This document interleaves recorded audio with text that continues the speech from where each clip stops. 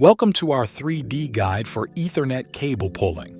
Whether you're a pro installer or a DIY enthusiast, these techniques ensure a reliable network setup. Now, let's get into the cable pulling techniques. Before diving into cable pulling, it's essential to plan your network layout. Identify the locations of your devices and where you want to install Ethernet ports.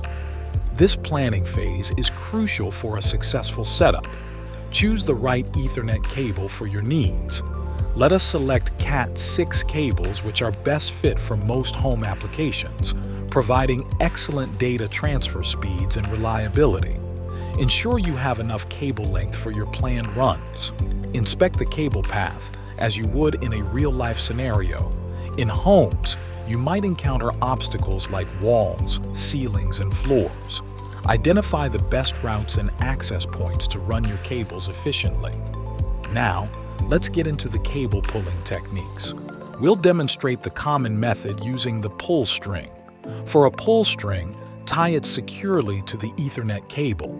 It's recommended to use cable lubricant for smooth and easy pulling. Proceed with applying the lubricant evenly to the cable before starting the installation. Push the Ethernet cable through the conduit, ensuring it doesn't get tangled. Once it's through, use the other end of the pull string at the wall outlet box to pull the cable into place.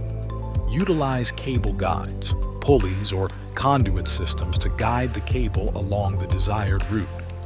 Proceed with a controlled pulling tension to prevent excessive stress on the cable. That concludes our demonstration of the cable pulling technique using 3D rendering. We hope this video has provided a clear understanding of the process. Thank you for watching and stay tuned for more informative videos on structured cabling installations from Northern Link.